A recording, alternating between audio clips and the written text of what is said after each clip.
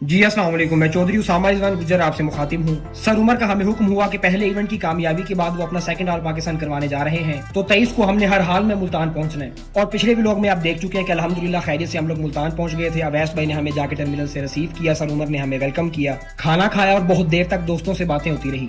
باتوں سے یاد آیا کہ اس ولاگ میں سرکٹ کے دوستوں سے دل کی کچھ باتیں کرنا چاہتا ہوں، وہ باتیں جن سے اکثر دوست بھاگتے ہیں اور احتیاط کرتے ہیں۔ سب سے پہلے تو ہمیں کچھ رولز فکس کر دینے چاہیے کہ جو ادارہ بھی آل پاکستان کروا رہا ہے وہ ان تمام چیزوں کا خیال لازمی رکھے گا۔ پوزیشنز ہیومرس کی الگ ہوں گی اور سیریس کی الگ۔ اگر اس ادارے کے پاس اسکول سے پارٹیسپیشن زیادہ ہے تو انڈر 19 کو الگ پوزیشنز دی جائیں گی، اور اگر وہ سب کو اکوموڈیشن نہیں دے سکتے تو جن دوستوں کا سفر 3 یا 4 گھنٹے سے زیادہ کا ہے انہیں وہ اکوموڈیشن لازمی دیں گے۔ اچھا، اکثر دوستوں سے بات ہوتی ہے جو کہ خواہش کا اظہار کرتے ہیں کہ ہم چاہتے ہیں کہ ہم بھی آل پاکستان کروائیں، لیکن ہمارے ادارے کے پاس فنڈز نہیں ہیں، اور میں انہیں یہی کہتا ہوں کہ آپ کا ادارہ سراسر آپ کے ساتھ غلط بیانی کر رہا ہے۔ مجھے کوئی ایک ادارہ ایسا بتائیں کہ جس کے پاس فنڈز نہیں ہوتے۔ فنڈز ہونے کے باوجود اگر اس کا ادارہ اسے پیسے نہیں دے رہا تو اسے یہ چیز سوچنے کی ضرورت ہے کہ محنت اسے وہاں کرنی چاہیے جہاں اس کی قدر ہو۔ میری ایک بات یاد رکھیے گا، اسپیکر کبھی بھی آپ کے کھانے یا آپ کے اکوموڈیشن کا بھوکا نہیں ہوتا۔ جو پیسے لگا کے آپ کے پاس پہنچ سکتا ہے وہ باقی چیزیں بھی خود مینج کر سکتا ہے۔ اچھے مقابلے اس قدر نایاب ہو گئے ہیں کہ نئے آنے والے اسپیکرز کو اپنی اہمیت کا پتہ ہی نہیں ہے۔ اب میری گزارش ہے سوسائٹی ممبر سے کہ آپ ایونٹ لازمی بولا کریں۔ میری نظر میں نمائندگی سلامی ہے، آپ اگر کسی کا ایونٹ بول کے ہیں تو اب اس پر یہ فرض ہو چکا ہے کہ اس نے آپ کا ایونٹ بھی بولنا ہی بولنا ہے، اور اس کا فائدہ یہ ہوگا کہ آپ کے ایونٹ کے اوپر اچھی پارٹیسپیشن آئے گی۔ دوسرا، جب آپ سفر کریں گے تو آپ کو اندازہ ہوگا کہ ایک اسپیکر کی مشکلات سے گزر کے مقابلہ بولنے جاتا ہے۔